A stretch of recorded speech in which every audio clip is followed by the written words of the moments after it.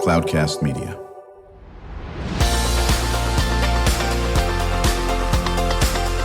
Drew Schlosberg Spotlight on the Community Show, amplifying the voices of social impact organizations, entrepreneurs, local nonprofits, and other community champions who shape the culture, creativity, and connectivity of San Diego. Brought to you by Mission Fed Credit Union, bringing good things to San Diego for over 60 years. Learn more about what is good for you and good for all by visiting www.missionfed.com. I'm Drew Schlosberg of Cloudcast Media. I am very pleased to have a colleague, a friend, and just a true community leader joining us today, and that is Bill Lawrence, President and CEO of the San Diego History Center. How you doing, Bill? I'm well, Drew. Thank you so much for having me here. Oh, man, the content you folks have is just absolutely unbelievable. Could have done this interview in 15 hours, and when they hit 190th of what we should do. And full disclosure that I've been honored to be involved with the History Center for quite a while, and now a steward, and I wear that with very much pride in this aspect of it. Talk about the Stewards Program. Well, stewards of San Diego history actually support us and are part of our community outreach and part of the community itself. The basic mission of the San Diego History Center is to preserve our history, to make and present it in ways that are entertaining, educational. And I do use the term entertaining because there are times that people think that history is old, boring, sits on a shelf, kind of smells musty. That's all true, but it's incredibly important. If we don't preserve our region's history, we will not have it for the future. And so while we look back, we're really talking about the future of San Diego. Well, what you folks have, and anyone who's been down to the History Center, I thought it was called the Historical Society. Yes, they did the name change and all that, but I love History Center. I think it was a brilliant move in this point. In Balboa Park, you always have just, you could literally spend days inside what you folks have done, and you're very meaningful on how you do it. And you spend a lot of time curating it and so forth. That's in your wheelhouse, of course, as well. Talk about that. Well, actually, we have an amazing staff. We have an amazing community. We have amazing community partners that make this happen. It's not just me. It really is we. It is community that's putting this together.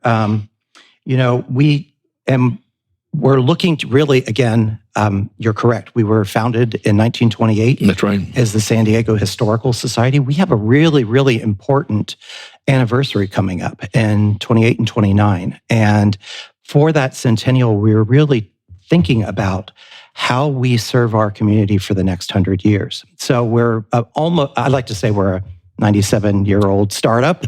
True. Nonprofits continually have to reinvent themselves. We do a good job of that. We have really some amazing exhibitions that are on display in Balboa Park, and we can talk a little bit about those. But yes. I think you're also talking about the treasures that we have, and they really are.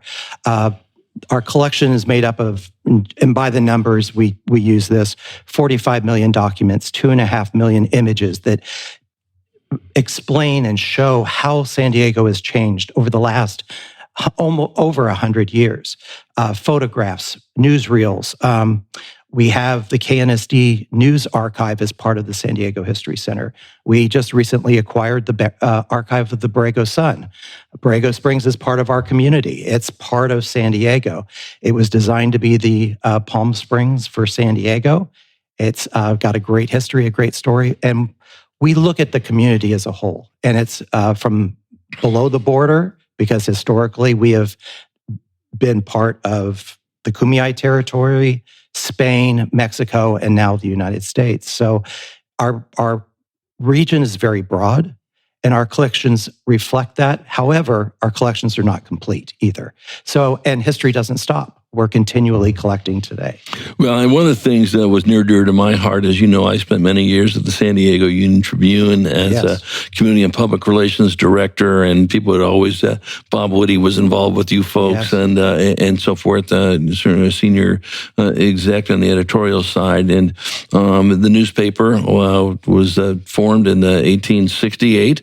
Of course, got you beat by a little bit, about 60 years in that aspect of it. But, listen, you folks took took the archives, and everyone wanted to take a look at these things. And we're very proud of the fact that a lot of our old stories, of course, are housed with you. Yes. It was the history of the record was like back in the day. Talk about that. Yeah. Well, let me ask you a question first. Can you imagine San Diego without having that history and understanding who we are as a community? Absolutely not. And I think to your point, that, and then you guys have done a great job on this as well. But I'm also passionate about having a history of records so you can see, what's going on. And I think, it's incumbent upon us to really give some attention to what you folks are doing as you continue to grow. But here's a question for you. Yeah. And we're going to certainly get into, the exhibition opening of the past exhibition of LGBTQ plus and all that business and the stories and all that. You can't talk about enough about that stuff. How has technology, I'm dating, this is barely running water when I started working, for God's sake. Not quite that old, but you now have at your fingertips technology that wasn't there 10 years ago, 15, 20. Talk about how you're using it. Well, the first thing that we're doing is making more of our collections accessible via digitization and making it accessible online. And this is really a lesson for many nonprofits since the pandemic. We realized when our doors closed, and we all went through this, that our work could not stop. And so really making more of our collections digital has become a key initiative of the San Diego History Center. We now have online our entire collections catalog. Wow. Up until about 3 years ago, that never happened. You had to physically come to Balboa Park to be able to look this stuff up. Now you can go on any computer in the world. And we have researchers from Finland, from Spain, from countries all over the world that want to know about San Diego. It's an interesting dichotomy in that regard. We always thought of ourselves as very provincial. We've also had some donors who have thought, well, you're just San Diego. San Diego's no longer the little San Diego. But making our collections digital and accessible is incredibly important. On the exhibition side, we are looking at completely reimagining how we tell the stories. And I say stories. There's more than one story of how San Diego has become the 8th largest city in the nation. And we're currently in the process of working with some very, very smart, very, very technically savvy organizations to completely reimagine how visitors interact with the history of San Diego and learn about San Diego. And it's not only in our exhibit spaces, it's not only in our collections, but it's also online in our web presence. What we're doing here today is a reflection of something that wouldn't have happened 10 years ago, right? Exactly. And so technology is a very important part of what will drive preservation and the future of preserving the history of the San Diego region. There's no question about it. We're chatting with Bill Lawrence. He's the president and CEO of the San Diego History Center. I'm Drew Schlosberg of Cloudcast Media. You're listening to another edition of Drew Schlosberg Spotlight on the Community Show. We are the nation's longest running community podcast in our 19th year, brought to you by Mission Fed Credit Union. 6 decades of doing great things in San Diego, whether it's food insecurity, or whether it's art, whether it's a homeless, they are there shoulder to shoulder. Talk about the 2 museums in the National Register of Historic Districts. So the first is our historic home. Our organization was founded by George Marston, a local businessman, philanthropist, visionary, who, when it came to San Diego, saw the remains of the Presidio and the first mission literally in crumbling. And he actually coerced some of the local business and leaders in the community, including E.W. Scripps. We're in Scripps Ranch here, great history. Right. To start buying up those parcels where the Royal Presidio and the remains of the mission were, with the idea that this was an incredibly important history of the region and it needed to be preserved. Through that process, he then later created Presidio Park, and in 1929 felt that there needed to be an organization our organization specifically to start preserving the history of the region and presenting that history. So he built the Serra Museum specifically for our organization. Interesting tidbit, he gave it once to the city of San Diego. They gave it back to him. He then kept it for about another decade, all during the Depression, and maintained it and actually created the park that we know today, then gave it back to the city. So the city owns the Serra Museum. Since 1929, we have operated it for the citizens of San Diego. It's a beautiful museum. And we continue to do so today. And I would say, if you have not been to the Serra Museum in quite some time, in 2019 was the 250th commemoration of the founding of contemporary San Diego. It marks the establishment of the mission and the Presidio, European settlement of the San Diego region. Colonization is it's also known by. And in 2019, we finished roughly $2 million new exhibits and renovation of the facility, and it's absolutely gorgeous. It tells a much different history than has been told over time. It's interactive. It uses current technologies, but we also realize that space is incredibly important and is sacred to so many different people, the descendants, the Kumeyaay, the people that are still with us today. And we have dozens and dozens of couples who annually get married there as well. So it has a very special place in the heart of many San Diegans, and we're really proud of that. Yeah, I think I've been up there. It's gorgeous, and so forth. And just there's just so much content that you have on this. And now with the advent of the technology and the people speaking and all this, it's just absolutely so critical. As we're chatting with Bill Lawrence, President and CEO of the San Diego History Center. When we come back from break, we're going to talk about the Jessup clock as well. And, anybody who spent any time in San Diego knows what I'm talking about. We're going to hear more about it. And then, you got some ideas you want to talk about, which make you really proud of the History Center. We want to bring those up as well. And Bill, we always save time for what can our listeners do to support the efforts that you're doing. When we return with Bill Lawrence, President and CEO of the San Diego History Center, I'm Drew Schlosberg of Cloudcast Media, listening to another edition of Drew Schlosberg Spotlight on the Community Show, brought to you by Mission Fed Credit Union. We will be right back. When you do your banking with Mission Fed, you get great rates on auto and home loans. That's good for you, but something good also happens for a lot of other people. We're not for profit, so we put money back into the community to help lots of great nonprofits to keep San Diego strong. So you're not just getting something good, you're doing something good. Come to Mission Fed. It's banking that's good for all. Brand amplification is the DNA of Cloudcast Media, and our code is the powerful blending of sound, voice, and storytelling to lift local brands and their communities. Whether it is our Brandcast, Schoolcast, or Causecast platforms, the unifying ethos is all about this community, the one you call home.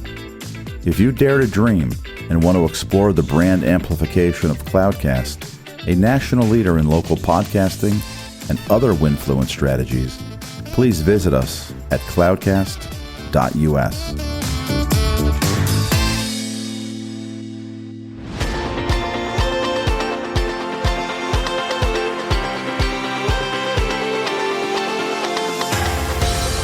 I'm Drew Schlosberg of Cloudcast Media, listening to another edition of Drew Schlosberg Spotlight on the Community Show, brought to you by Mission Fed Credit Union. So honored to have in the studio with us today Bill Lawrence, President and CEO of the venerable San Diego History Center. I guess venerable, we're going to go back to 1928, of course, when it became the San Diego Historical Society, located in Balboa Park. You folks have done a great job on this. Bill, you're too humble. Yes, we all know it takes a village and all that business. And you've really brought some really smart people in to help support this. But I really give kudos to you. You've certainly elevated this wonderful, wonderful center. Talk about the Jessup clock. So I think longtime San Diegans know about the Jessup's clock. For over 100 years, Jessup's was the place that San Diegans came to celebrate, important milestones in family history, weddings, births. Let's see, what else? Engagements. Jessup's Jewelers has been very much part of the community, and many San Diegans, particularly folks like myself, who came here in. I'm going to date myself. I came here in 1976 to attend San Diego State University. 1975 to attend San Diego State. I got you by a year. Go Aztecs. You're right. When I came, for over 100 years, the Jessup's clock has been a fixture of the Jessup's Jewelers. And a local landmark. Any place downtown, it'd be at the original location I believe it was on 5th. Jim Jessup will correct me, I know. For me, I knew the Jessup's clock at the heart of Horton Plaza. Of course. So, the short story is that the Horton Plaza was closed. The clock was being vandalized. Jim needed something to do with it. So he pulled it out and put it in storage. There has been a concern about the safety of that icon. It is on the register of historic objects for the city of San Diego. Absolutely. And so during the pandemic, we actually started a conversation with Jim and the owners of the clock, which is the Jessup family, and have come to an agreement whereby the Jessup's clock is going to be featured at our museum in Balboa Park. And it's part of a REIMAGINE campaign. We're in the very quiet phases of that. But the Jessup's clock is going to be at the centerpiece of a new San Diego History Center in Balboa Park, which is really, really exciting to me. It's currently very safe. It's in storage, but it needs help. It needs all of us as we age, need some help, right? So we're raising funds to restore the clock. We're raising funds to be able to, install it in our facility. And we're working with some really, again, talented people on this. But I really have to give credit to Jim Jessup and to the Jessup's family, because it is a San Diego story, and they want to see that story continue for future generations. One of the things I'm really excited about the Jessup's clock coming to the History Center is, for the first time, you're going to actually be able to get up close and see the face of the clock. The clock, from the winding mechanism to the top of the eagle at the top, is almost 30 feet high. You've never been able to see the winding mechanism before. This part of this installation, you'll get to see that. And really what it does is it opens a door, it opens an opportunity for us to talk about the innovation, the science, technology, engineering, and math that it took for this thing to be created. Now, of course, innovation also in San Diego means that we have cell phones in our pockets. And there's whole generations that don't understand what technology it took to be able to, and the skills necessary to create this thing. Jim describes it as a giant pocket watch, and it's really how... It does look like a pocket watch. It just said you'd have to be Paul Bunyan to get it in your pocket. But it really is an amazing artifact. It's incredibly important. It evokes emotion with so many San Diegans, and we're really, really honored that it's going to be coming here. Yeah. So, without blowing the spoiler alert, we're at the beginning of these things here. Then you'll be kick me out of the steward moniker. No, I won't. In that aspect of it.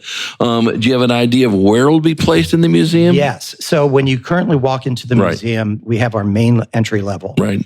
It'll be off to the left where the stairwell currently is. Right. But you'll be able to see it. Actually, the goal is to be able to see it from outside on the Brado. Right. But can you imagine, Drew, I can see us doing, meet me at the Jessup's clock in Balboa Park. 100%. Meet me at the Jessup's clock. We do Ring in the New Year at the San Diego History Center with the Jessup's clock striking midnight. So it opens up a whole new set of opportunities, from educational opportunities. Oh, I am so excited about this. Just today, as I was leaving, we had about 40 students from the Y coming in to learn about San Diego history. Yesterday, we had about 30 third and fourth graders from school in the park coming in. They're just going to be blown away when they see this thing. And they're all the technology we have in our Marston's History Emporium, which is our family-friendly exhibit. We have a cell phone from 15 years ago. It's a brick like you and I used to carry. Absolutely. And the kids today are marvel at it because it's something that they just don't comprehend. Yeah, chatting in with Bill Lawrence, President and CEO of the San Diego History Center, and Drew Schlosberg of Cloudcast Media, listening to another edition of the Drew Schlosberg Spotlight on the Community Show. We are the nation's longest-running community podcast. Brought to you by Mission Fed Credit Union, 6 decades of just doing great things for people in San Diego County. I'm so glad you brought up the students. As you know, I'm heavily involved with organizations that involve learning. I spent time in San Diego Unified Developing Curriculum. I currently sit on the Junior Achievement Board and Classroom in the Future Foundation, and I'm going to get them more engaged with what you folks are doing as well. We cannot have enough kids understand about the history of San Diego and what a great repository you have and so forth on this. But talk about, there's 3 things that make you so proud of the organization. Talk about that. Well, let me talk about, there are, and they are, There's 3,003, but we'll talk about 3. And while they make me proud, they're not necessarily my work. So it is again, it is the community that does this. So we touched on 2019 in the Serra Museum. Right. So that was the Centennial, as I met, or the 250th anniversary, semi-sesquicentennial or something like that. Yeah, I'll go with that one. Right. Okay. But throughout the history up until that point, the members of the Kumeyaay Nations had a very minor role in the celebration of those events and the Europeans' colonization and the Spanish arriving in San Diego and creating the community we have today. But in 2019, we involved them. They were at the heart. For over nearly 100 years, there had been 3 flagpoles in Presidio Park, a flag that represented the United States, who we are today, represented Mexico, which was our previous governmental organization, and represented Spain. So on July 16th, 2019, we added a 4th, the flag of the Kumeyaay Nations. And in that public ceremony, the tears were streaming because for the first time, there was an acknowledgement that these people existed and this place was very sacred to them. And it's that type of experience where people see themselves as part of the community that I think is our real strength. We did that with the LGBTQ plus Stories of San Diego Struggles and Triumphs. And that was an exhibit curated by Dr. Lillian Faderman in partnership with Lambda Archives of San Diego, another community organization. And the opening for that reception, we were packed to the gills in our Balboa Park Museum. We had about 300 people there, and the San Diego Gay Men's Chorus sang the theme from Glory. Oh my gosh. It was a long road to get that exhibit open, but the impact that had. Also at that exhibit, we were able to bring in a very rare piece of the AIDS quilt that was specific to San Diego. So that was... I remember that. I think that those are 2 good examples. Yeah. I think what you brought, you hit something that is just absolutely so spot on. And I think, the San Diego History Center, and now with all the stuff you're doing, you talk about these big things, can really do, and we need this in our society today, and that is a sense of belonging. Yes. And we talk about it quite a bit with our educators. We do a lot of work with the County Office of Education. I'm going to make some introductions to you and the new county superintendent. She would love to. If she hasn't already been there, Dr. Gloria Cerisa. Believe it or not, she sits on our Classroom in the Future Foundation board, the very first female to be a county superintendent in San Diego, which is wow. Almost 75 years. 75 years? Yeah. And then my other friend and colleague, Leangela Brady, who my colleague Brandon Joe, associate producer, met in one of our superintendent shows, over 100 years, it took for national school district to hire a female superintendent, and that's what LeAngela is. My point is, they're all focused on belonging, and you brought that point up, and you're spot on. And I think there's so much in that San Diego History Center that people can say, that's me, or that's my aunt, that's my uncle, that's my, who knows what it's going to be. That's going to be my great-grandkid. Talk about belonging. It's absolutely essential at the core. One of the things that you're bringing up, first woman superintendent, right? So we just merged into the San Diego History Center, the Women's Museum of California. I saw that. And we're really, and please have us back, and we're going to we could do a whole episode. Oh, no, you're going to be on minimum quarterly. No, I'm very serious. We can't talk about it enough. But seeing yourself in the history of San Diego, seeing yourself in Balboa Park, those are San Diego things. Those are San Diego experiences. And that is at the heart of really what we are seeking to accomplish, telling the stories of San Diego, the San Diego families. But San Diego is not only those of us that have been here since 1975 or 76, it's been 4 or 5 generations. Correct. And it's the person who just came here to go to UCSD or San Diego State who make their fame and fortune, but we want them to know this is home. I think that says it from my perspective. I do have a question. Can I put you on the spot for 1 second? Absolutely, Bill. I love when people ask me, we'll switch the journalism thing over. Yes. No, I'm congratulations on 19 years. Hard to believe, isn't it? of podcasts. Where is your archive? My archive is somewhere in the ether, I think, and shame on me for not having, because we've gone through different iterations. We just had, do you know Chris Genuine? I know Chris very well. So Chris was sitting in your seat last week or 2 weeks ago. So Chris is the one who started this all, and he's the one to blame for me doing this. When Chris was an executive at the Union Tribune, while I was up in running community public relations, he had the internet, and he launched Sign On Radio on October 15, 2007. And of course, I got a part of it, and I sort of just continued it as things morphed and all that business.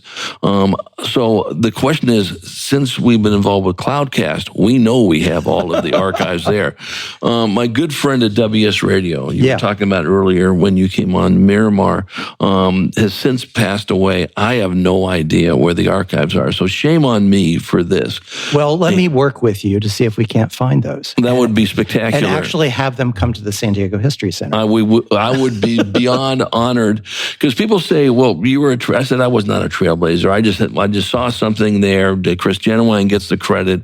Now my good friend Charles Parisi, who's keeping it up, Cloudcast Media, we should do this, because at the time it's internet radio. I mean, you didn't hear the word podcast too much when I was doing it in 2007. And so, but we're growing. We're got a pretty good, footprint now. Now we're doing with my associate producer, Brandon Joe, YouTube Shorts, and he's a UCSD senior, and he's been doing wonderful work in this aspect. We'd be honored. We'd be honored to do that. Bill promised me, and I was going to mention this to you anyway, but you sort of said it too. We want you on, and the content a minimum of once a quarter. There is so much stuff, because I want to, do this as we elevate the REIMAGINE program and talk about all the other things that are going on with the History Center. Bring in different folks that you want as a collaboration. We know we're going to talk to Jim down the road on the clock, but there is just too much great content that we need to share that people need to be aware of. I totally agree with you. We've internally talked about, being a content producer. We are content producers. You are. At the same time, I think a podcast would be really great it's always an honor to work with you and a pleasure to work with you. Well, listen, and and that's part of what we do at Cloudcast. We work with folks that say when they want to start their own podcast, we go ahead and show them how to do it. Yeah. And whether they do it here in this studio or we set up a podcast a studio down there, one of the things I know we're going to do with you is when you think it's appropriate, we're going to do a live remote from Bevel, from the History Center in Balboa Park. Yeah. I love that idea. That would be so much fun. We'll choose a Friday that works for you, that maybe celebrates something, and we do this quite a bit. We did it at the MCRD recently. We're going to do that again as they celebrate the 250th birthday. Yes. We'll be back out there October 22nd. We went to Kelly Martinez, who was a guest on our show, and Kelly said, "Can you guys come to the sheriff's headquarters?" We did 6 interviews there, and we done it at the Humane Society with our good friend Gary Weitzman. Yes. So we got you guys. We're going to do one with you when you're ready, and then we're going to have you come on periodically. Thank you. That'll be so much fun. And thank you for making this easy. All my broadcasting career, as you know, was behind the camera. Right, So that's right. Being in front of the microphone makes me a little uneasy at times. Well, you could not tell. You're flawless, as usual, and I know my producer is saying the same thing. The content you provide is just so spot on. We're just getting started with this Spotlight on the Community and Cloudcast Media partnership with the History Center, and Bill, it's always a delight. Thank you so much. You bet. Bill Lawrence, he's the president and CEO of the San Diego History Center. I'm Drew Schlosberg of Cloudcast Media, listening to another edition of Drew Schlosberg's Spotlight on the Community Show. Been doing this for 19 years now, folks. Longest community podcast in the nation, brought to you by the fine folks at Mission Fed Credit Union. And to our listeners, we hope you enjoyed the interview. You've been listening to an episode of Drew Schlosberg's Spotlight on the Community Show, amplifying the voices of social impact organizations, entrepreneurs, local nonprofits, and other community champions who shape the culture, creativity, and connectivity of San Diego community. Brought to you by Mission Fed Credit Union, bringing good things to San Diego for over 60 years. Learn more about what is good for you and good for all by visiting www.missionfed.com.